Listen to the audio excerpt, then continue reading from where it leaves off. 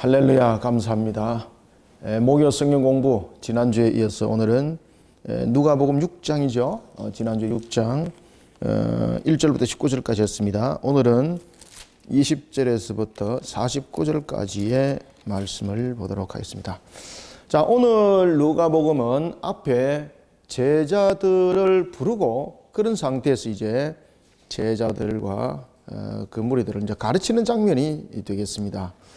오늘 이 본문들은 그 마태복음 산상순과 함께 병행을 이루는 그런 구절이라 보시면 되겠습니다.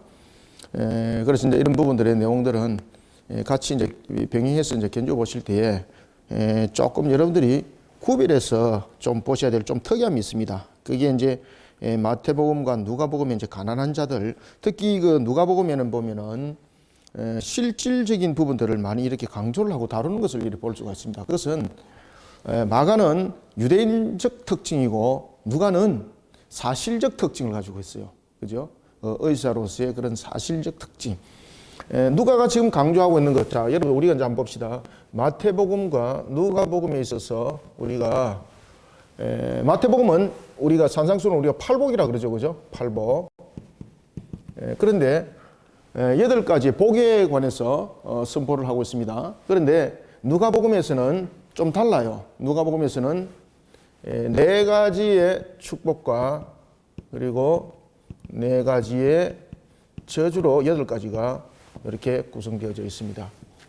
그 다음에 또 마태복음에는 보면은 첫 번째 우리가 그 복에 관해서 이야기할 때에 심령이 가난한 자에 대해서 이야기가 나오죠. 심령이 가난한 자. 마태복음에 마음이 가난한 자 이렇게 나오죠. 심령이 아니고. 마태복음 여러분들 5장 한번 보십시오. 심령이 가난한 자 맞네, 그죠?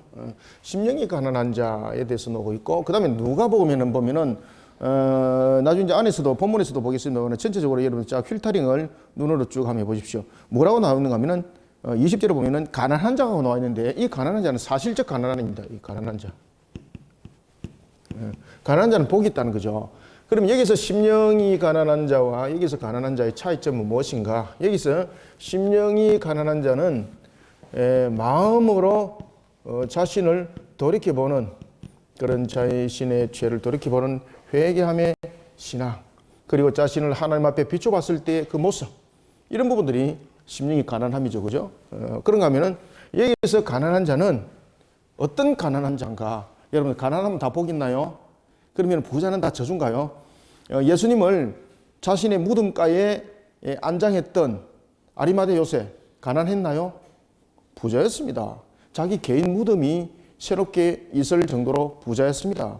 예수님께 그 세마포를 입히는 부자였습니다. 여기서 이제 가난하다는 것은 여러분 무엇을 주목하셔야 되는가 하면 특히 이제 누가복음에 보면은 좀 특징적인 부분들이 하나 나타나는데 그것은 누가복음 16장이에요. 누가복음 16장에 보면 누가 등장하죠? 거지와 부자가 등장하죠. 거지 나사로. 거지 나사로 부분들은 바로 오늘 본문의 6장의 이 내용들에 대한 내용을 비춰보고 있는 겁니다.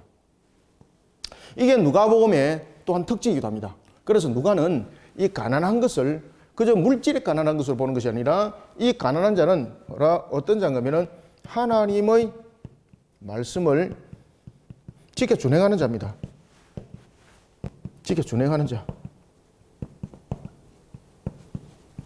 누가복음 16장도 마찬가지입니다. 누가복음 여러분들 거지 나사로와 부자의 비교는 뭔가 하면은 하나님의 말씀이 이 속에 기준이 되는 겁니다. 이 거지 나사로는 그저 단순한 거지가 아니라 그가 노동을 안 해서 거지가 아니라 어떤 자신의 유익을 취하기 위해서 불의한 일을 하지 않고 불법적 일을 하지 않은 그런 자. 심지어 주인이 상후에 다 먹고 남은 찌꺼기입니다. 그러면 누구든지 먹을 수도 있는 거지 않습니까? 그런데 이 사람은 하나님의 법에 있어, 하나님의 율법에 있어. 남의 상후에 올려져 있으면 주인이 허락지 아니하고 주인이 내려놓지 않으면 그것은 곧 남은 찌꺼기라도 그 주인의 것이죠. 손을 대지 않는 거예요.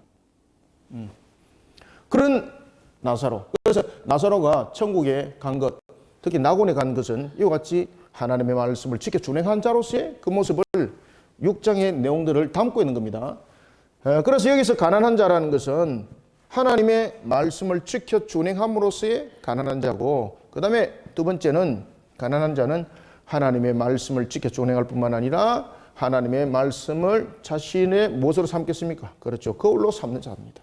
거울로 삼으니까 자신의 본 모습을 보는 거지 않습니까? 그래서 여기서 이제 가난한 자는 이와 같이 마태복음에 있는 내용과 이 내용들을 함께 다 어울러서 우리에게 강조점을 주고 있다. 이렇게 볼 수가 있겠습니다.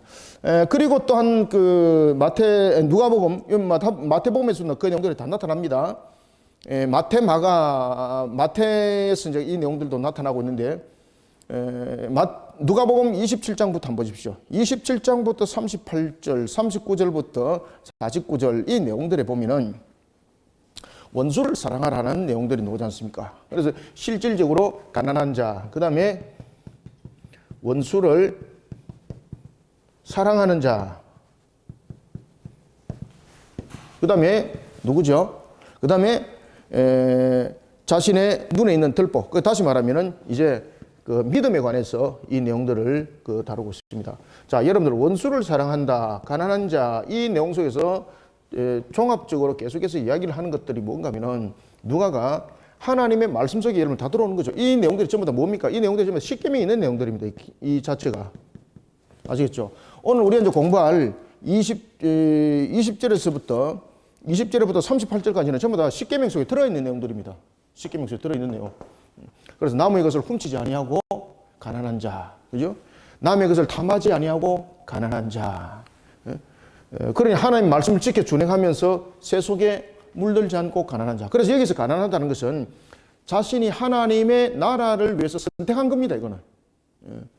그 다음에 원수를 사랑하는 자라는 부분에 대해서 그 내용들을 나타내는 것은 우리가 십계명에도 보면 하나님의 형상을 돌아보면서 예수님께서 율법을 말씀하셨을 때에 율법은 크게 두 가지로, 율법은 크게 전체적으로, 십계명은 전체적으로 사랑을 말한다고 이렇게 말하지 않습니까? 여기서 이 사랑은 하나님을 향한 사랑, 그 다음에 누굽니까? 그렇죠. 이웃을 향한 사랑. 이웃을 특히 향한 사랑은 우리가 하나님의 형상을 돌아보면서, 이웃을 돌아보면서 결국 누구를 바라보는 겁니까? 그렇죠. 하나님을 바라보는 내용들이죠. 누가 보면 그 내용들을 담고 있습니다. 그 다음에 믿음이 작은 부분들을 이야기를 할 때에 특히 누가복음에서는 이것을 맹인으로 이것을 비유를 하고 있습니다. 맹인이 맹인을 인도할 수 있는가? 믿음이 없는 자가 연약한 믿음이 연약한 자를 인도할 수 있는가? 인도할 수 없다는 거죠. 같이 그냥 구덩이에 빠지게 된다는 거죠. 자, 이런 내용들을 우리가 오늘 20절부터 좀 내용은 깁니다만은 우리가 49절까지 읽어가면서 뭐 특히 어려운 것들은 없습니다. 그래서 읽어가면서 우리가 본문 내용들을 함께 공부하도록 하겠습니다. 자, 그러면은 20절부터 22절까지 먼저 한번 읽어봅시다. 시작. 예수께서 눈을 들어 제자들을 보시고 이르시되 너희 가난한 자는 복이 있나니 하나님의 나라가 너희 것이며 지금 줄인 자는 복이 있나니 너희가 배부름을 얻을 것이며 지금 우는 자는 복이 있나니 너희가 웃을 것이며 인자로 말미암아 사람들이 너희를 미워하며 멀리하고 욕하고 너희의 이름을 악하다 하여 버릴 때는 너희에게 복이 있도다. 아멘. 23절까지 읽읍시다. 이까지 네 복이니까. 그날에 23절 그날에 기뻐하고 뛰놀라 하늘에서 너희 상이 큼이라. 그들의 조상들이 선자들에게 이와 같이 하였느니라. 아멘. 자, 첫 번째 이제 네 가지의 복에 관해서 이야기를 하죠. 네 가지 복에 관해서. 네 가지 복에 관해서 이야기할 때에 제일 먼저 들고 나왔던 내용이 무엇입니까? 그렇죠. 가난한 자는 복이 있다는 거죠. 가난한 자는 복이 있다는 거죠. 그러면 이 가난한 것은 무엇인가? 앞에도 제가 말씀드렸던 것처럼 하나님의 말씀을 지켜 준행하면서 스스로 가난을 택한 자. 그 다음에 하나님의 말씀을 늘 비춰보는 자. 그죠? 그래서 여기서 가난하다는 것은 불의한 물질을 취하지 않는 겁니다. 세상에 불의를 취하지 않고 세상의 부정함과 함께하지 아니하고, 그죠? 세상에 무엇과 또 함께하지 않고 세상에서 나타나는 육신에 나타나는 어떤 탐욕에 대한 문제 이런 부분들로서 함께하지 아니하고, 여러분 불의와 부정과 탐욕 이런 부분들은 전부 다 누구의 모습입니까? 마귀와 결탁하는 것이죠. 우리가 이제 베드로전서 5장 8절이죠, 그죠? 베드로전서 5장 8절. 베드로전서 5장 여러분들 8절에 보면은 마귀가 우는 사자처럼 삼킬 자를 두루 찾는다 이렇게 말하고 있습니다. 에베소서 2장 2절에 보면은 공중의 권세자인 마귀, 그리고 이 부분들이 베드로전서 5장 8절에 넘어가니까 5장 8절 한번 읽어볼까요? 건신하라 깨어라 너희 대적 마귀가 우는 사자같이 두루 다니며 삼킬 자를 찾나니. 아멘. 아시겠죠, 그죠? 이와 같이 마귀에게 이게 다 삼켜 먹혀버린 겁니다. 마귀가 나타나서 뭐 괴기 영화처럼 이렇게 나타나고 이것이 아니죠. 적그리스도라는 것은 물질적인 부분에서 적그리스도, 정치적인 부분에서 적그리스도, 군사적 측면에서 적그리스도, 문화적 측면에서 적그리스도, 적그리스도는 다양하게 나타납니다. 그리고 이 모든 적그리스도를 나중에 총괄하는 하나의 우두머리가 등장하게 되는 거죠. 이것이 두 짐승 사건 속에서 이제 나타나는 겁니다. 그래서 지금 우리가 살아나가고 있는 세상들을 보면은 이 마귀가 이 세상의 구조들을 적그리스도하고 있는 것을 우리가 면면하게 우리가 볼 수가 있습니다. 각 나라에 보면은 어떤 집권층들, 그 다음에 문화들, 지금 보십시오. 세상의 문화들이 얼마나 지금 타락하고 있습니까? 이것이 문화적 적그리스도입니다. 그 다음에 경제를 보십시오. 경제적 적그리스도. 이런 부분들이 만들어지는데 나중에는 두 짐승이 이렇게 이제 등장하면서 총괄적 하나의 테마를 구성하게 되는 겁니다. 이런 속에 여러분 우리는 항상 우리를 지켜나갈 수 있는 것은 가난한 자의 모습이라는 거죠. 그래서 여기서 가난하다는 것은 그저 못 살아서 가난한 것이 아니라 하나님 나라를 바라보면서 우리가 불의 속에 함께 서지 않고 부정함에 함께 하지 않고 육신적 탐욕 속에 함께 하지 않고 이런 속에 하나님의 말씀을 항상 비춰보는 거울로 삼는 그런 가난한 자 복이 있다는 거죠. 아시겠습니까? 그래서 첫 번째 복은 바로 하나님의 말씀에 자신을 비춰보면서 우리는 복이 있다. 첫 번째는 복이 무엇으로 비춰보는 겁니까?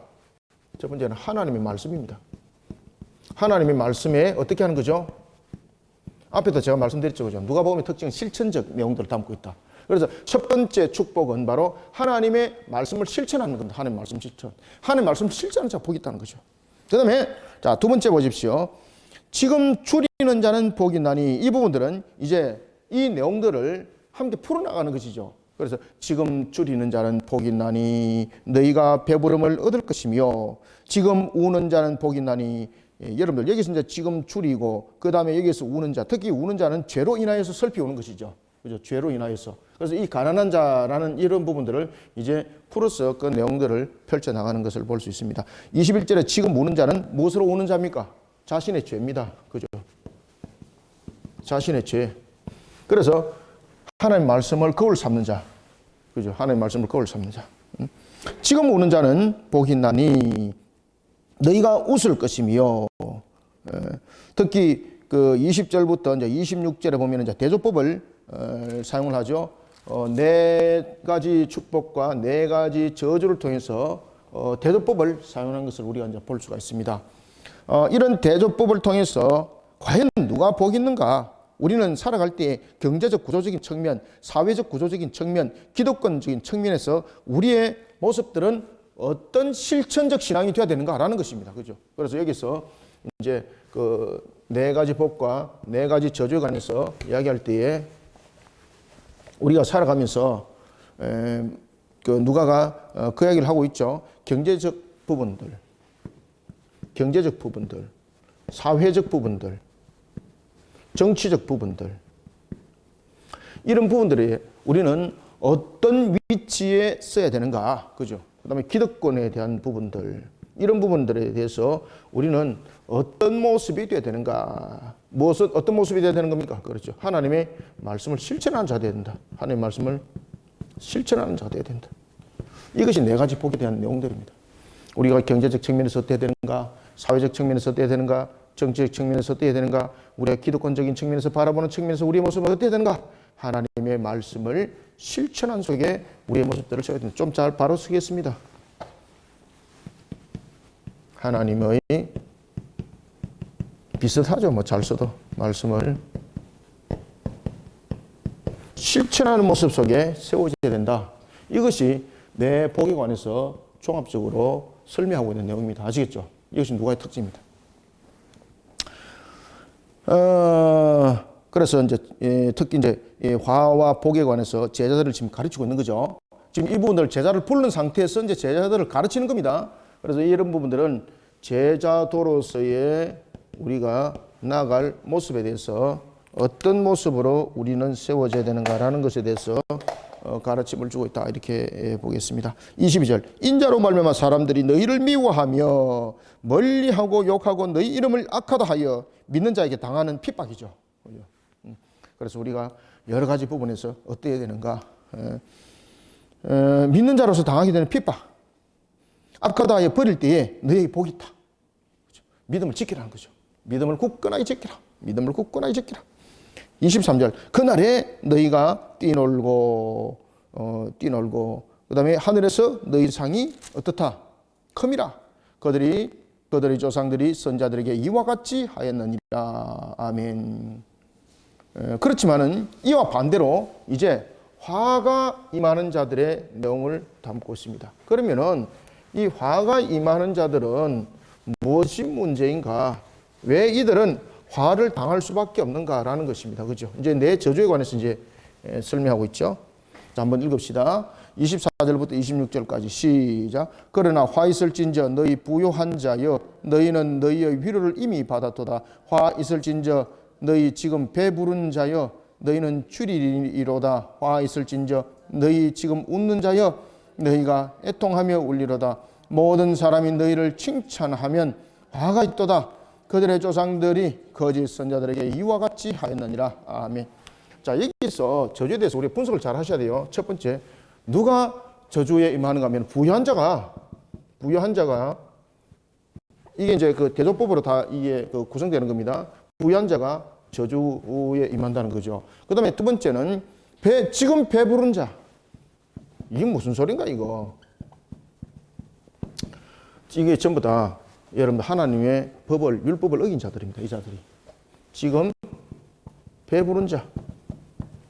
아니 배부른데 왜 저주냐 이 말이에요. 그죠? 말도 안 되잖아요. 그 다음에 지금 웃는 자. 왜 여러분들 지금 웃는데 왜 이거 문제입니까 이거. 지금 웃는 자, 부유한 자, 지금 배부른 자, 지금 웃는 자. 이 분석하셔야 돼요 여러분들. 그 다음에 네 번째는 모든 사람이 칭찬하는 자. 모든 사람이 칭찬하는 자.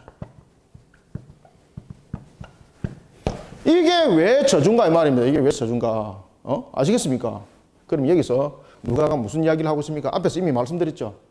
누가는 하나님의 말씀에 대한 실천, 자신의 죄를 돌이켜보는 측면에서의 이 부분들을 네 가지 축복으로 지금 감추고 있죠. 그리고 경제적, 사회적, 정치적, 정치적, 그 다음에 기득권적인 측면에서 하나님의 말씀을 실천해 나가라는 것이죠. 그러면서 이제 대칭 구도를 형성하면서 이제 가난한 부자는 지금 누구와 지금 그 대칭 구도를 이루고 있습니까? 여러분 여기 보시면은 제일 처음에 보면은 가난한 자 복이 있고 줄인 자가 복이 있죠. 자, 여기서 가난한 자, 여기서 줄인 자, 그 다음에 네 번째는 우는 자죠. 예? 우는 자 맞죠, 그죠? 우는 자. 우는 자. 자, 그 다음에 보면은 너희 이름이 악하다고 버림을 받는 자. 악하다고 버림을 받는 자. 그죠? 세상 가운데 핍박을 받는 것이죠. 이 악하다라는 부분들은 이거는 무엇입니까? 예수 그리스도를 믿는 믿음 속에서의 핍박입니다. 그러면은 지금 네 가지 축복과 네 가지 저주가 지금 대칭 구조를 이루고 있는 거지 않습니까? 앞에 이 네 가지는 여러분들에게 설명드렸죠, 그죠? 그러면은 여기서 줄인 자라는 것과 여기서 지금 배부른 자에 대한 부분들. 자, 여기서 이제 그러면 부유한 자는 어떤 성격을 가지고 있겠습니까? 여기서 부유한 자는 것은 여기서 경제적으로 사회적인 측면에서 아주 불의한 그런 자입니다. 그럼 여기서 부유한 자는 첫 번째 부유한 자는 무엇인가 하면요, 부정으로 물질을 모으고 불의로 물질을 모으고 탐욕으로 자신을 덮은 자입니다. 그죠? 자, 그런가 하면은 지금 배부른 자는 줄인 자와 또 무슨 관계가 있는가? 자, 여러분들 여기 이제 율법적인 측면에서 지금 배부른 자 보십시다. 제가 여러분들에게 누누이 이제 말씀을 드릴 때도 있습니다만은 우리가 살인죄가 적용이 될 때에 밥에 한 공기가 있습니다. 예? 예를 들어서 밥이 한 공기가 있습니다. 밥이 한 공기. 밥이 한 공기가 있는데 이 밥 한 공기를 내가 반으로만 먹어도 나는 생명 유지가 되는 거죠. 그러면은 그 반은 이 반은 하나의 생명적인 측면에서의 이게 하나의 가치적 기준을 가지고 있다면은 남은 반은 일종의 여유를 가지고 있는 부분들이지 않습니까? 그러면은 이 밥 한 공기 가지고 내가 반 공기를 먹고 그 반을 가지고 줄인 자들을 여기서 이제 줄인 자들 다시 말하면 내가 남한테 빼앗은 사실은 없습니다. 그렇지만 내가 있는 이 밥 한 공기를 가지고 옆에 줄이고 있는 자를 보면서 이 자는 먹을 것이 없어서 당장 굶어 죽게 되어 있습니다. 그런데 나는 반 공기만 먹어도 살 수 있습니다. 그런데 그냥 한 공기 그냥 다 홀딱 다 따가 먹었다는 거죠. 예를 들어서. 그러면은 그로 인해서 자신이 살인죄 범한 적 없잖아요. 옆에 사람 죽었습니다. 그럼 옆에 사람 죽는데 세상적인 측면에서는 살인죄라 적용하지 않지만 하나님의 법에 의하면 그건 살인죄 적용이 되는 겁니다. 그래서 지금 배부른 자 아시겠죠? 자기 만족, 자기 위주, 자기 중심 이 속에 모든 마귀의 마음이 그 속에 들어가는 것이죠. 그래서 경제적 측면에서 자기 중심, 사회적 중심에서 자기 중심, 정치적 중심에서 자기 중심, 기독교적인 측면에서 자기 중심 이러면서 사회를 혼란스럽게 만드는 거잖아요.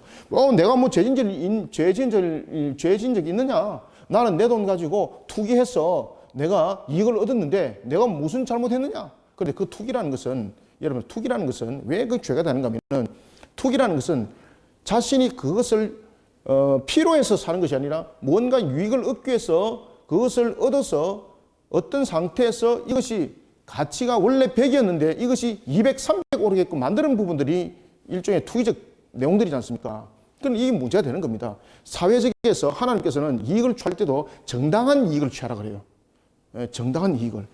그런데 이 지금 배부른 자는 전부 다 자기 만족이에요. 자기 만족. 자기 중심했어. 아시겠죠? 이 밥 한 공기 대해서도 뭐 이게 내 것인데 내 건 내가 먹는데 왜? 자기 해석이죠. 그래서 이 배부른 자는 하나님의 말씀을 실천하지 않는 이런 속에서 하나님을 부정하는 모습이 된다는 거죠. 하나님의 형상을 돌아보지 않는다는 거죠. 그런 측면에서 그는 저주다는 거죠. 그 다음에 지금 웃는 자. 자, 여러분들 그가 웃는 이유가 무엇이겠습니까? 오늘 본문에 보면은 이 웃는다라는 것은 그저 단순하게 웃는 것이 아닙니다. 여기서 지금 21절과 대조되는 겁니다. 21절에서 우는 자는 자기 죄를 자복하고 회개함이죠. 자, 그러면 여기서 대조를 이룹니다. 여기서 우는 자는 회개하는 자죠. 회개하는 자. 자신의 죄를 회개함이죠. 그럼 여기서 지금 웃는 자라는 것은 무엇입니까? 자기 죄에서 회개치 않는 자들이죠. 그 다음에 모든 사람이 칭찬하는 자. 이게 뭡니까?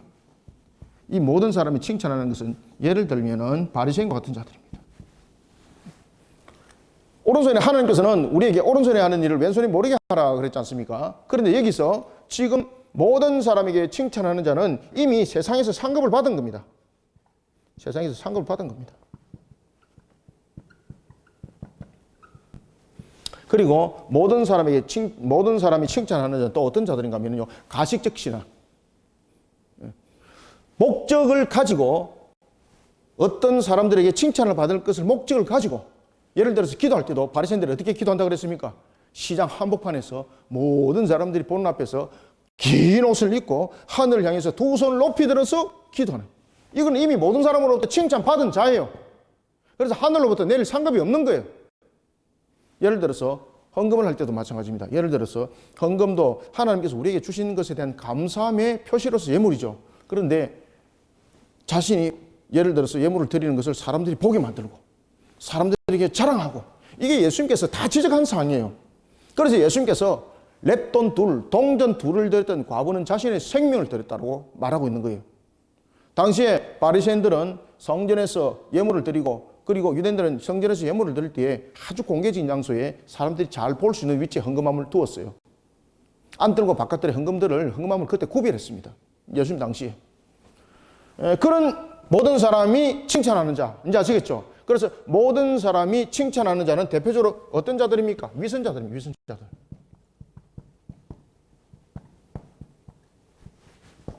위선자들입니다. 이 대표적인 자들. 그래서 이 위선자들은 이미 이 땅에서 세상에서 상급을 받았습니다. 세상에서 이미 그들은 어떻다? 이미 상급을 받았기 때문에 사람들로부터 칭찬받았잖아요. 그러면 이미 세상으로부터 칭찬받았기 때문에 하나님이 그들에게 베풀 칭찬은 없다는 거예요. 그래서 우리는 누가가 이런 부분들을 네 가지 축복과 네 가지 저주를 구분한 것은 이 부분들을 네 가지와 네 가지를 지금 대칭시키는 거예요. 그래서 우리는 하나님의 말씀 안에 어떻게 하라? 실질적으로 살아가는 신앙을 가져라. 이것이 제자다. 지금 이해되시죠? 그죠? 지금 누가가 그것을 강조해요. 그냥 지나가면 안 됩니다. 이런 부분들. 이런 부분들 다 이렇게 이제 대칭하여서 분석해보고 구조적인 측면에서 확인해보고 가는 거예요. 자, 이제 봅시다. 여기까지 여러분 이해되셨죠? 그죠? 확실히 이해되셨죠? 이거 확실히 이해하셔야 돼요. 그래서 부유한 자는 무엇인가? 가난한 자는 무엇인가? 지금 배부른 자는 무엇인가? 지금 배부르다는 것은 자기 중심, 자기 만족주의. 그죠? 이것은 자기 만족주의.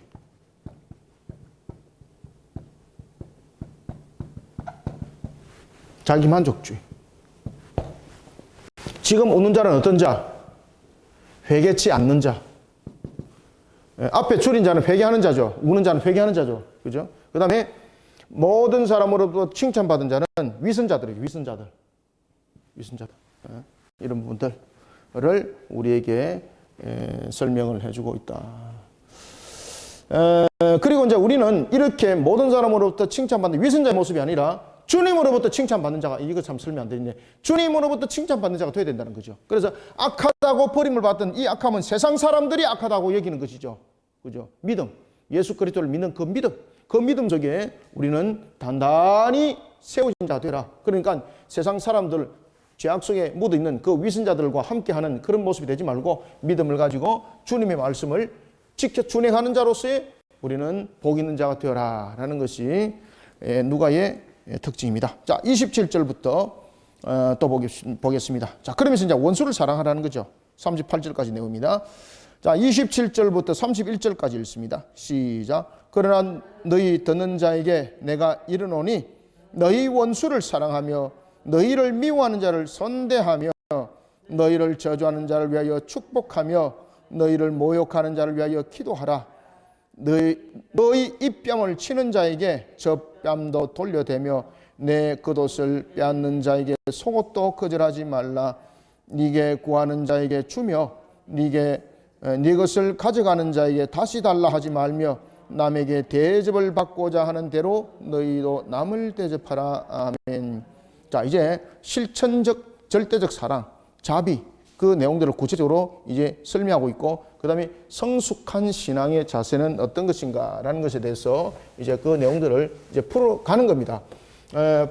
마태는 팔복에 관해서 이야기했죠, 그죠? 그런데 누가는 내 복과 내 저주에 관해서 이야기할 때에 이 내 저주는 무엇이었습니까? 내 복을 하나의 대칭적 구조적인 측면에서 설명해 나가는 것이죠.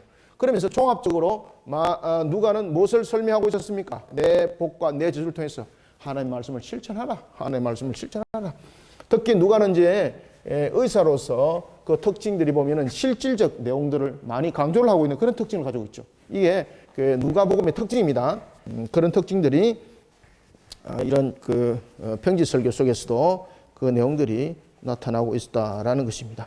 자, 그러면은 이제 그 원수를 사랑하라.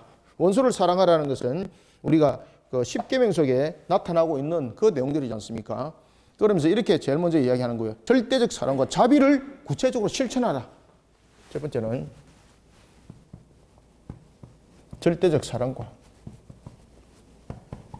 자비를 실천하라.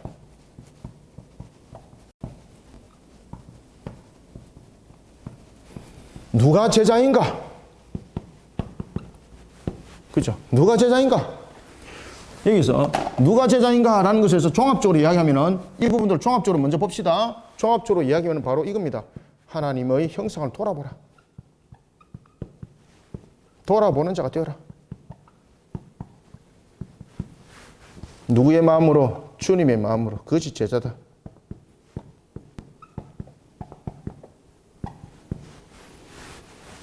지금 누가 이야기를 하는 겁니다. 그래서 제일 먼저 절대적 사랑, 자비 실천해라. 어떻게? 그래서 그러나 너희 더는 자에게 내가 이르노니 원수를 먼저 사랑하라. 여러분들 원수가 사랑되어집니까? 미워하는 자를 선대해라. 미워하는 자를 선대해집니까? 저주하는 자를 축복해라. 축복됩니까? 너희를 모욕하는 자를 위해서 뭘 하라? 기도하라. 기도가 됩니까? 입뱀을 치는 자에게 젖밤도 돌리라. 이게 됩니까 이거? 주먹이 먼저 나오지. 겉옷을 빼는 자에게 속옷도 거절하지 말라. 되겠습니까? 야, 여러분들 이게 뭔가 하면요, 제일 먼저 27절의 내용은 무엇을 담고 있는가 하면 절대적 사랑과 자비입니다. 27절 너희가 그러나 너희 더는 자에게 내가 이르노니 너희 원수를 사랑하라. 여러분 원수를 사랑할 수 있습니까? 절대적 사랑입니다. 원수 사랑. 원수를 사랑하는 것, 이거는 절대적 사랑 아니고는 안 되는 겁니다. 원수를 사랑하라. 그 다음에 너희를 미워하는 자를 어떻게 하라? 미워하는 자를 선대해라. 미워하는 자를 선대해라.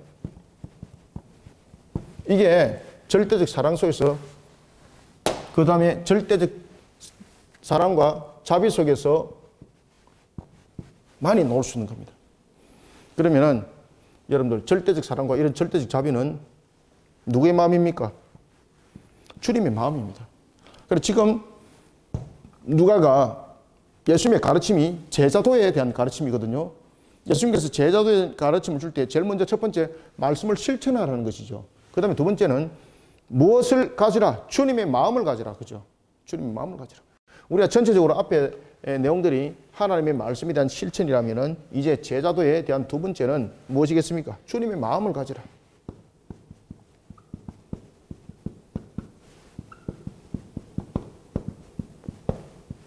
지금 제자도에 대한 가르침이거든요. 첫 번째는 하나님의 말씀을 실천해라. 머릿속에만 있는 거 그 믿음 아니라는 거죠. 말씀을 실천해라. 두 번째는 주님의 마음을 가지라. 그럼 이제 절대적 사랑에 대해서 설명하는 겁니다. 그러면 절대적 사랑은 무엇인가? 원수를 사랑하라. 이 주님의 가슴을 안 가지고 되겠습니까? 미워하는 자를 선대하라. 이 되겠습니까? 그래서 이제 그런 주님의 가슴을 가지기 위해서는 어떻게 하라고 말하고 있습니까? 기도하는 자가 되라는 겁니다. 그죠? 이런 주님의 마음을 가지기 위해서는 무엇보다 우리가 기도하는 자가 되라. 기도하는 자가.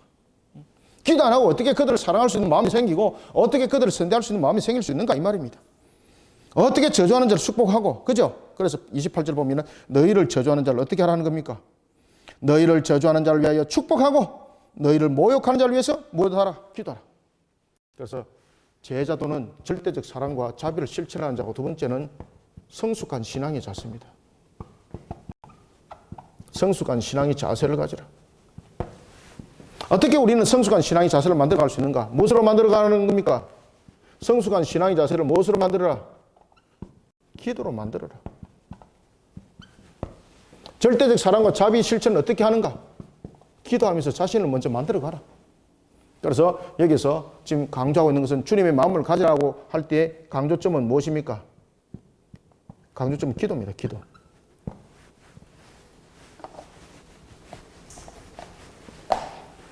누가의 이 내용들을 이렇게 분석해 보면은 참 재밌습니다. 아시겠습니까? 그죠? 재밌습니다. 그 다음에 자 보세요. 29절 너희 입뺨을 치는 자에게 젖밤도 돌려대고 대며 네 겉옷을 빼는 자에게 속옷도 거절하지 말라. 이것도 성숙한 신앙의 자세인가 하면은 사랑의 원리죠. 사랑의 원리. 자, 그 다음에 사랑의 원리. 절대적 사랑. 이 앞에서 다 연결되는 겁니다. 앞에서. 그러면은, 자, 여러분들 보십시오.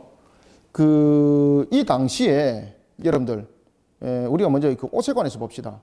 그 당시에 이들이 살아갔던 메소포타미아, 팔레스타인 지역에는 낮과 밤이 온도 차이가 매우 컸습니다.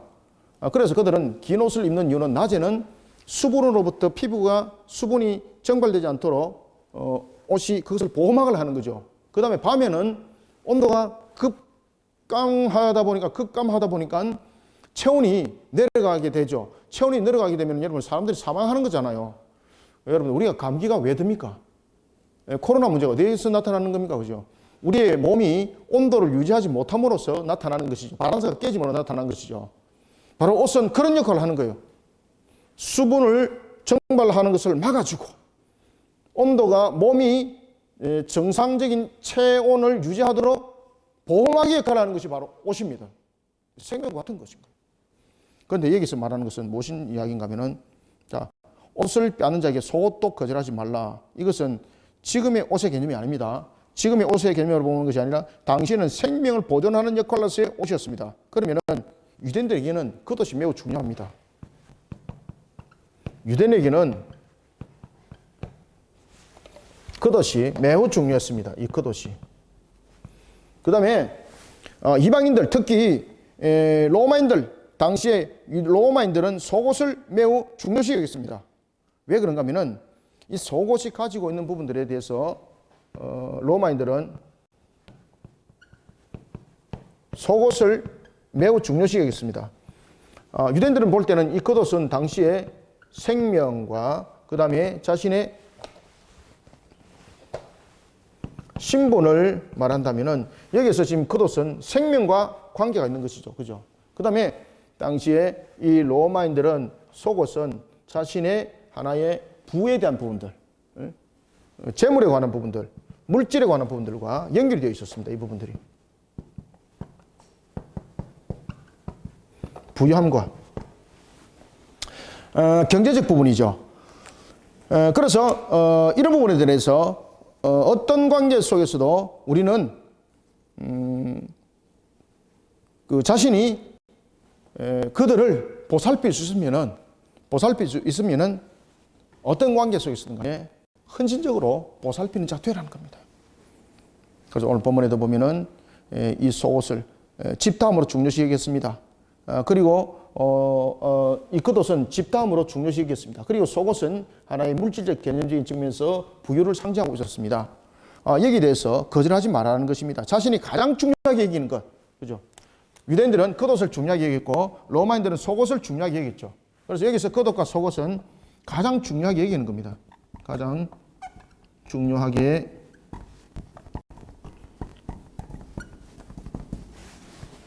그러면은 네가 살아가면서 제자로서 살아가면서 자신의 가장 중요한 것조차도 거절하지 말라는 겁니다. 왜? 모든 것은 누가 허락하셨기 때문입니까? 그래서 여기서 하나님의 말씀은 실천이에요. 굉장히 중요한 것. 이 사랑의 원리는 하나님의 말씀의 실천인데, 잘 보세요.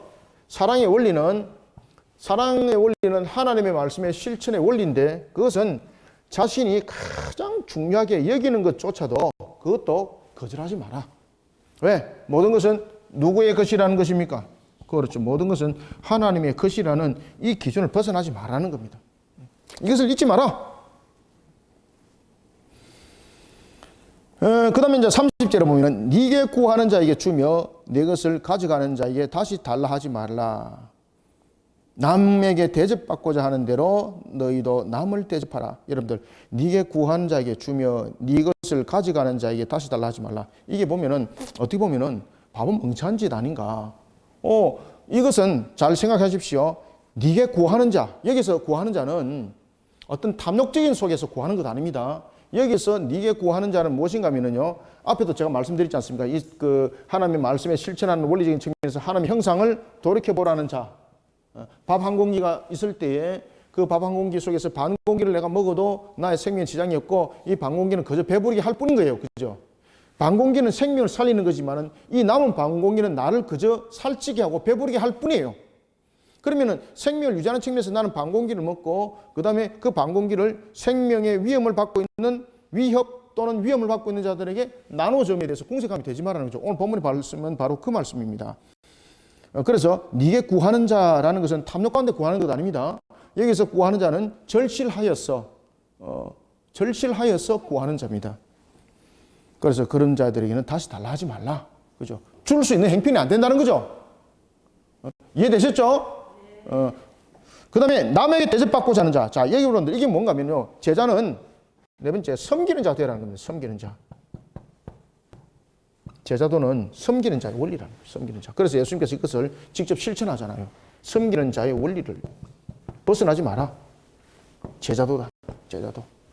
절대적 사랑과 자비를 실천하고 성숙한 신앙의 자세를 가지고 사랑의 원리를 가지고 섬기는 자의 그런 자세로 그 원리로 너희들은 제자도의 길을 걸어라. 이것을 예수님께서 가르쳤다는 거죠. 그래서 남을 대접하는 자, 받고자 하는 자, 남에게 대접받고자 하는 자, 대접받고자 하는 대로 너희도 남을 대접하라. 자, 이제 32절부터 34절까지 읽어보겠습니다. 시작. 너희가 만일 너희를 사랑하는 자만을 사랑한다면은, 자, 보십시오. 자, 이거는 이방인도 하는 거죠. 너희가 만일 너희를 사랑하는 자만을 사랑한다면은 편견하지 마라. 편견하는 자가 되지 마라.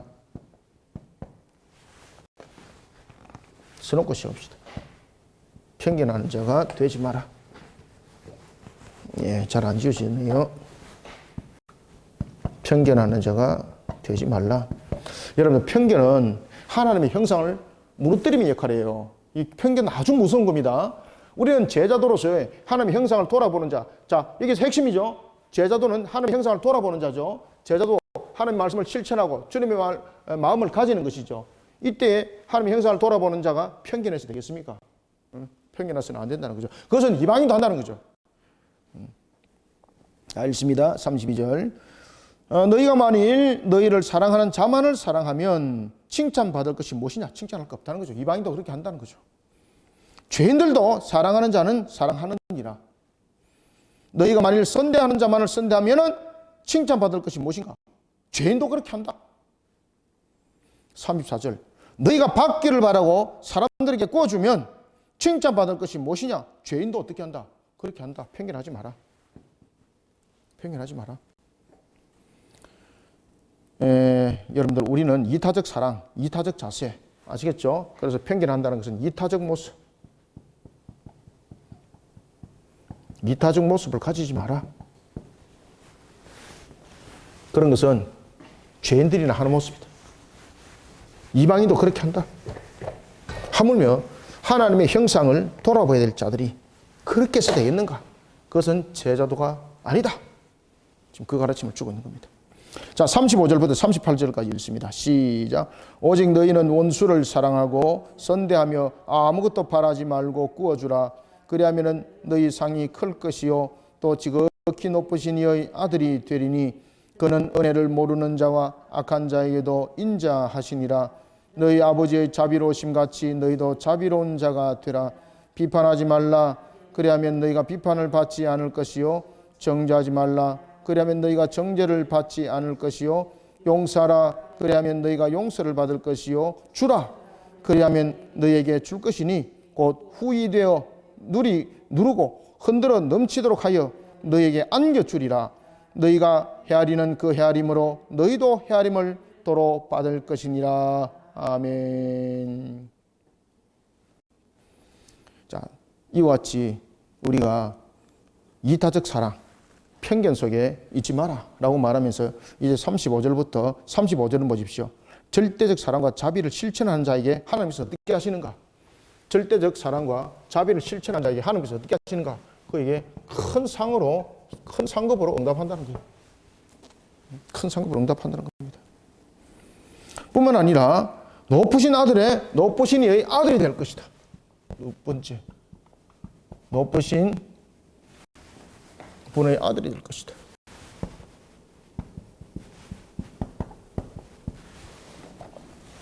그런가 하면은 또 보십시오. 절대적 사랑과 실천한 자에게 이와 같이 두 가지의 상급이 이루어진다는 거죠.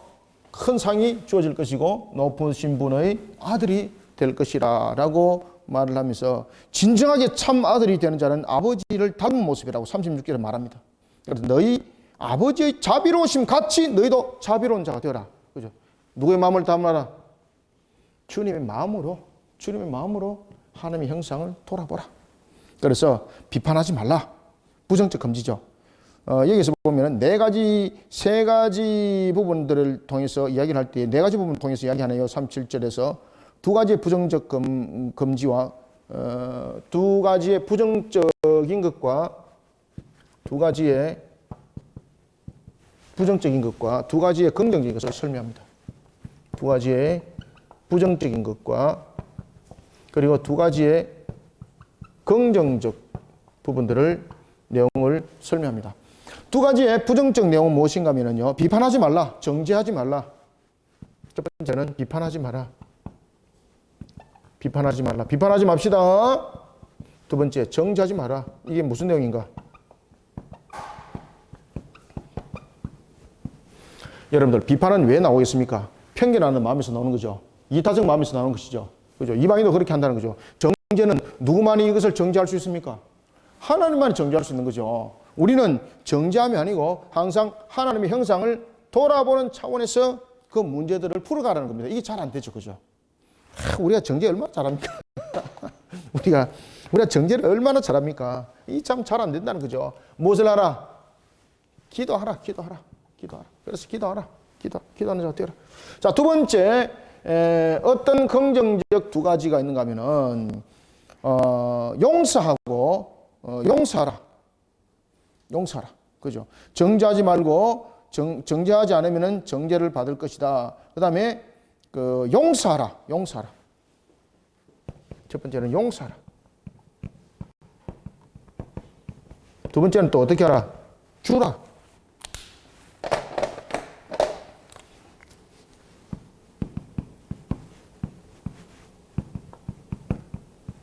용서하라. 두 가지 부정과 두 가지 긍지에 대해서 전체적으로 또 이야기합니다. 비판하지 말고 정죄하지 말고, 이 정죄는 누구만이 할 수 있습니까? 하나님만이 정죄할 수 있는 거다. 용서하라. 주라. 이것을 주라는 것은 그에게 구하는 것을 통해서 하나님 형상을 돌아보라는 측면입니다. 네가 그를 이길 수 없기 때문에 주라. 이게 아닙니다. 여기서 준다는 것은 하나님의 형상을 사랑하는 마음이 없이는 안 됩니다. 사랑하는 마음, 이것이 하나님의 말씀의 실천이죠. 말씀의 실천입니다. 이 내용들을 다 담고 있습니다. 그러면 하나님께서 어떻게 할 것인가? 38절 보십시오. 차고 흘러 넘치게 만들어 줄겠다. 차고 흘러 넘치게. 그러니 이 주라는 것 속에서 우리는 모든 것을 돌아보는 측면에서 앞에도 제가 말씀드렸죠. 하나님의 것이라는 것 잊지 마라. 하나님의 것이라는 것 잊지 말라. 주라 그러면 너희에게 줄 것이니 곧 후히 되어 누르고 흘러 넘치게 할 것이다. 너희에게 안겨줄 것이다. 그렇지 않으면 너희는 그 헤아림으로 너희들이 헤아림을 당할 것이다. 이해되시죠? 그래서 인간과의 관계에 대한 법칙을 우리에게 주고 있습니다. 인간과의 관계 법칙. 앞에도 제가 말씀드렸죠. 그죠? 경제적, 구조적인 측면, 사회적 측면, 정치적 측면, 기득권적인 측면, 이런 측면에서 제자도는 어떻게 해야 되는가? 이런 부분들을 우리에게 가르쳐 주고 있다. 자, 그 다음 이제는 믿음에 관해서 이야기를 하고 있습니다.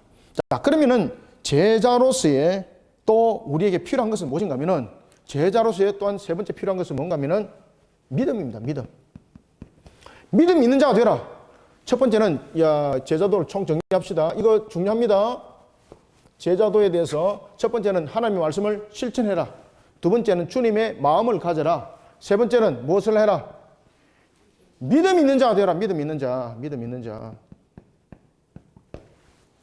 그것을 이제 덜보의 내용을 가지고 설명하고 있을 뿐만 아니라 이제 맹인에 관해서 그 내용들을 설명하고 있습니다. 자, 39절부터 40절 두 절만 한번 읽어봅시다. 시작. 또 비유로 말씀하시되 맹인이 맹인을 인도할 수 있느냐? 둘이 다 구덩이에 빠지지 아니하겠느냐? 제자가 그 선생보다 높지 못하나 무릇 온전하게 된 자는 그 선생과 같으리라. 아멘. 여기서 맹인은 무엇일까요? 여기서 맹인은 믿음 없는 자입니다. 맹인은 믿음 없는 자. 믿음 없는 자가 어떻게 주님의 길로 그들을 인도할 수 있는가라는 사실입니다. 천국에 관한 믿음이 없는데 그 천국을 전한다 생각해 보십시오. 얼마나 마귀가 즐거워하겠습니까? 맹인이 맹인을 인도할 수 없다. 여기서 이제 맹인은 믿음이 없는 자입니다.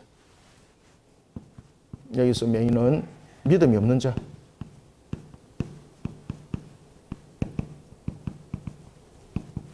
믿음이 없는 자를 가리키고 있습니다. 믿음이 없는 자가 어떻게 믿음의 길로 그를 인도할 수 있는가 이 말입니다. 제자도를 똑바로 알지 못하고 있는 자가 어떻게 그들을 주님 앞으로 인도할 수 있는가 이 말입니다. 그래서 우리는 이와 같은 맹인의 모습들이 돼서는 안 됩니다. 그 다음에 제자가 그 선생보다 높지 못하다. 이것은 당연하죠. 특히 이 부분들은 39절부터 42절을 통해서 남을 비판하지 말아야 될 이유를 이제 세 가지 비유를 통해서 이제 설명하는 겁니다. 여기서 이제 남을 비판하지 말아야 될 이유. 앞에서 이제 이야기를 했죠, 그죠? 제자도에 대해서 주님의 가슴을 가지고 이야기할 때 남을 비판하지 말라. 이타적 마음을 가지 말라는 것이죠. 그래서 39절부터 특히 이제 42절까지는 남을 비판하지 말아야 될 이유. 그에 대해서 세 가지 비유를 통해서 지금 설명해요. 첫 번째는 맹인. 아시겠죠? 맹인 되지 마라. 맹인이 맹인을 어떻게 인도할 수 있는가? 믿음도 없는 자가 어떻게 믿음으로 인도할 수 있고, 믿음도 없는 자가 어떻게 판단하고. 그래서 이 맹인이라는 것은 믿음이 없는 자뿐만 아니라 사실은 알지 못하는 자죠. 무엇을 알지 못합니까? 본 사실이 없는데 뭐 사실을 알지 못하는 거죠. 그러면서 자신이 지도자가 된다는 거죠. 그 다음에 이제 제자에 대해서 선생에 관해서 이야기를 하고 있습니다. 제자가 선생이 될 수 있는가? 제자는 선생보다 탁월할 수가 없어요. 왜 그런가 하면 그 가르침 받은 그 한계 속에서 그는 깨달음을 가지고 있는 지 않습니까? 그런데 그런 제자가 선생보다 높지는 못하지만은 온전하게 될 수는 있다. 그것은 무엇입니까? 바른 믿음을 가지고 바른 신앙 자세를 가지고 그럴 때에 스승의 바른 가르침을 깨달을 수 있다. 깨달을 수 있다. 그 다음에 41절. 그래서 남을 지도할 때는 가르침을 받는 자도 한계가 있지만은 가르치는 자도 사실은 한계가 있는 것이죠. 그런데 중요한 것은 우리가 믿음을 가지고 우리가 주님의 가슴을 가지고 주님의 뜻을 바르게 헤아렸을 때의 깨달아짐은 우리의 그 지식 수준을, 우리의 가르침의 수준을 넘어선다는 거죠. 아시겠습니까? 자, 그러면서 이제 덜보에 관해서 이야기를 합니다. 자, 이제는 덜보에 관해서 이야기를 합니다. 이타적 마음으로, 비판하는 마음으로 선생이 되지 말고, 그리고 또한 가르침을 받는 자가 되지 말고, 맹인과 같은 자 되지 말고, 세 번째는 덜보 같은 자 되지 마라. 남을 비판하면서 자신의 덜보를 보지 못하는 거죠. 자신의 눈에 있는, 눈꺼풀에 있는 그 덜보. 그죠? 여러분들, 티가 큽니까? 덜보가 큽니까? 다른 사람의 모습은, 다른 사람의 티는 자신의 눈으로 잘 보이죠. 그런데 자신의 덜보는 자신을 못 보는 거죠. 이 자신에게 있는 이 덜보는 자신이 자신을 보지 못합니다. 그렇기 때문에 내가 어떤 덜보 속에 넣어 있는지 모르는 거죠. 그런데 자신이 제3자적인 측면에서 다른 사람은 잘 보이죠. 그래서 다른 사람 티 가지고 편견하고 판단하는 그런 비판적 자세, 이타적 자세 가지지 말라. 너도 무너지고 그 상대도 무너뜨린다. 그걸 하지 마라. 자기 눈 속에 있는 덜보는 보지 못하면서 다른 사람의 키를 지적하는 그런 모순적인 행위, 그게 바로 비판하는 행위, 이타적 모습 속에서 나타난다는 거죠. 41절 42절 읽어봅니다. 시작. 어찌하여 형제의 눈 속에 있는 티는 보고 네 눈 속에 있는 덜보는 깨닫지 못하느냐? 너는 네 눈 속에 있는 덜보를 보지 못하면서 어찌하여 형제에게 말하기를 형제여 나로 네 눈 속에 있는 티를 빼게 하라 할 수 있느냐? 외식하는 자여 먼저 네 눈 속에서 덜보를 빼라. 그 후에야 네가 밝히 보고 형제의 눈 속에 있는 티를 빼리라. 아멘. 항상 우리는 자신을 먼저 돌이켜보는 자가 되라는 겁니다. 자신을 먼저 돌이켜보라. 돌이켜보는 어떤 자? 겸손한 자. 그런데 이 겸손한 자가 어떻게 해서 겸손해지는 겁니까? 하나님 말씀에 비춰봐야 돼요. 하나님의 말씀의 거울에. 하나님 말씀의 거울에 항상 자신을 비춰보는 거예요. 여러분들 아시겠습니까? 네? 말씀을 실천하고 주님의 가슴을 가지고 믿음이 있는 자가 되어라.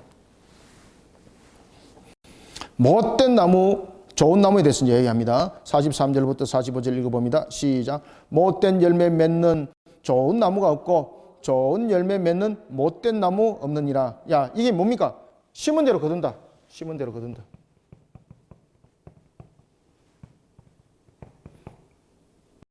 심은 대로 거둔다는 원리입니다. 이게.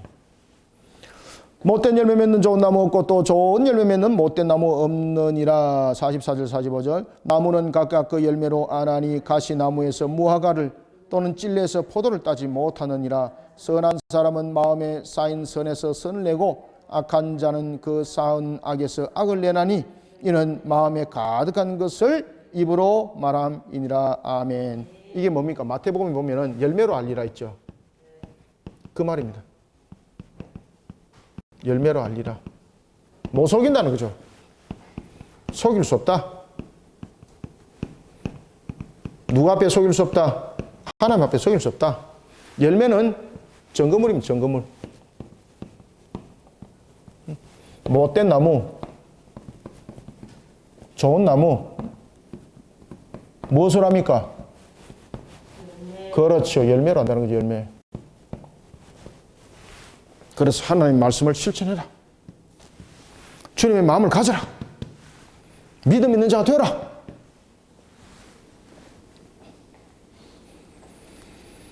자, 46절부터 49절 읽고 마무리합니다. 시작. 너희는 나를 불러 주여 주여 하면서도 어찌하여 내가 말하는 것을 행하지 아니하느냐. 내게 나와 내 말을 듣고 행하는 자마다 누구와 같은 것을 너희에게 보이리라. 집을 짓되 깊이 파고 주추를 반석 위에 놓은 사람과 같으니 큰 물이 나서 탕류가 그 집에 부딪히되 잘 지었기 때문에 능히 요동하지 못하게 하였거니와 듣고 행하지 아니하는 자는 주추 없이 흙 위에 집 지은 사람과 같으니 탕류가 부딪힘에 집이 곧 무너져 파괴됨이 심하니라 하시니라. 아멘. 46절 좋은 열매를 맺지 못한 자에게 나타나는 대표적인 유형입니다. 주여 주여 하면서도 어찌하여 내가 말하는 것을 행하지 않느냐. 이게 어떤 자들입니까? 좋은 열매를 맺지 못하는 자들입니다. 주님, 이건 못된 나무거든요. 그 사람은. 아시겠습니까? 못된 나무인데 주여 나에게 매일이 하나니까 주님 이렇게 하는데 실질적인 나쁜 나무가 좋은 열매를 지금 구하고 있다는 거죠. 말도 안 되는 소리 하지 말라는 겁니다. 입니다. 열매에 대한 교훈입니다. 절대 좋은 열매를 맺지 못한다. 대표적인 모습입니다. 주여 주여 하면서 어찌하여 내게 말하는 것을 행하지 않느냐. 아시겠죠? 그 다음에 47절. 이게 47절은 48절과 49절에 두 건축자에 대한 비유를 가르치고 있습니다. 내게 나와 내 말을 듣고 행하는 자마다 누구와 같은 것을 너희에게 보이리라. 자, 보십시오. 집을 짓되 깊이 파고 주추를 반석에 놓은 사람, 큰 탕류도 흔들리지 않는다. 그런데 모래 위에 집을 지어놔놓고 탕류가 와서 휩쓸어 가버리는 거 가지고 불평하고 불만하고 있는데 무엇이 잘못됐느냐? 그죠? 눈으로 볼 때는 다들 똑같은 거잖아요. 신앙이라는 것이 눈으로 볼 때는 다 똑같죠. 그런데 눈으로 보는 신앙이 아니라 어떤 신앙? 말씀을 실천하는 신앙이 되라는 거예요. 주님의 가슴을 가지는 신앙이 되라는 거예요. 믿음 있는 자의 신앙이 되라는 거예요. 그래서 주추에 올린 그물을 가지고 설명하는 거예요. 눈으로 볼 때는 이 부분들이 눈으로 볼 때는 구별 못합니다. 세상적인 눈으로 볼 때는 구별을 못합니다. 세상적인 것들로 볼 때는 구별을 못합니다. 그런데 어떨 때 이 신앙이 확인된다는 겁니까? 환난이 왔을 때, 고난이 왔을 때 이 신앙 본전 보인다.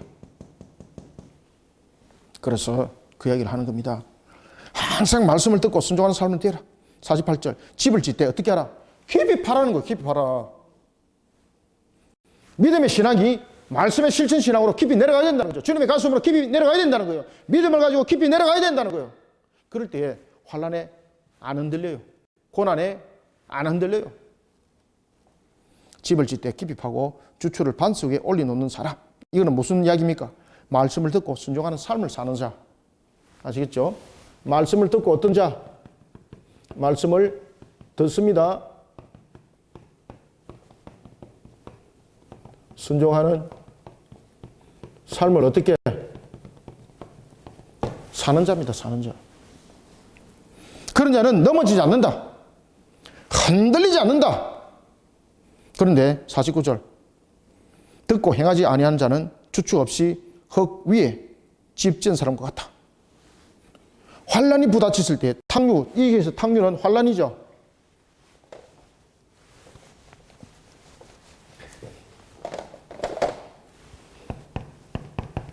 여기서 탕류는 고난, 환난 이런 내용들입니다. 고난 가운데 그리고 환난 가운데에 부딪혔을 때에 위기 가운데 놓여졌을 때 이것이 이제 탕류라는 거죠. 이것은 우리가 살아나가는 세상 속에서 우리에게 나타나는 환경적 요소입니다. 이 환경적 요소가 삶을 통해서 나타나고 두 번째 신앙을 통해서 이런 부분들이 나타난다는 겁니다. 그럴 때에 우리는 말씀을 들은 것으로서 끝나는 것이 아니라 어떻게 말씀을 들은 것으로 끝나면 안 됩니다. 이거 말씀을 들은 것으로 신앙은 어떤 것입니까? 그냥 땅 위에 깊이 안 파고 그냥 건물을 이렇게 그냥 세운 것에 불과한 것입니다. 이게 건물을 세우는데 기초가 없이 그냥 땅 위에 그냥 세운 겁니다. 이게 건물을. 그런데 하나님의 말씀을 따라서 순종하는 삶을 살아가는 자는 이 기초를 땅의 기초를 이렇게 세운 겁니다. 그리고 여기다가 건물을 세운 겁니다. 여러분들 탕류, 세상 속에서 부딪히는 그런 탕류, 이 탕류가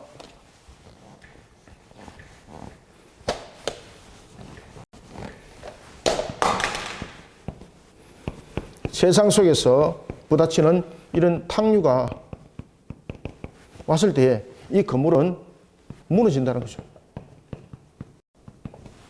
이 부분들이 건물이 신앙입니다. 견고하게 세워진다는, 안 흔들린다는 거예요. 이런 속에 하나님의 축복은 영원하다는 거예요. 아시겠습니까?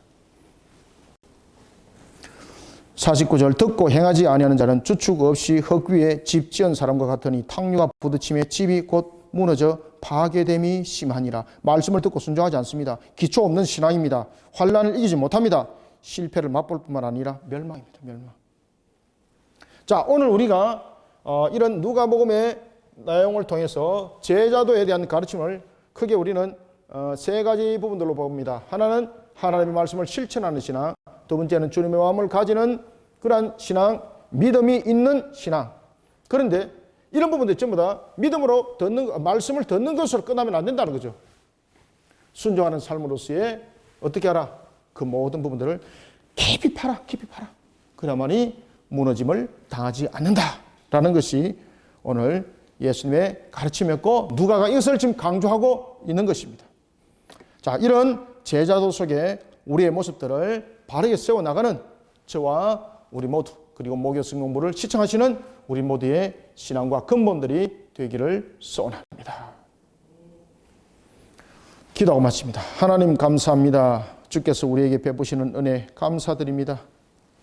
믿음 신앙 속에 오늘도 우리가 세워져 달려갈 때 오늘도 주신 말씀대로 하나님의 말씀을 실천하는 모습으로 오늘도 우리가 세워지고 주님의 마음을 가지고 그런가 하면 또한 오늘도 주신 말씀대로 믿음 있는 자로서 그 근본과 그 근원을 이루어가기를 소망합니다. 하나님 오늘도 우리에게 하늘의 문을 열어주시고 주신 말씀으로 우리의 근본들, 우리의 신앙들이 바르게 세워진 제자도로 주님의 나라를 힘있게 세워나가는 우리 거리심교회 성도들이 또한 목요 성경 공부하는 우리 모두가 되게 역사하여 주시옵소서. 그리하여 환난을 이기게 하여 주시고 환난의 때를 견디고 주님의 결실 열매 봉사하게 맺어나가 하나님 앞에 영광된 모습으로 또한 주님께서 칭찬하기를 내 종아 참으로 수고했다. 그 땀을 닦아주는 하나님께 기쁨으로 영광 돌리는 산 제자도의 길들을 걸어가게 도와주시옵소서. 오늘 주신 말씀으로 우리 모두를 은혜 받고 녹여 주시기를 소망하며 예수님의 이름으로 기도드립나이다. 아멘.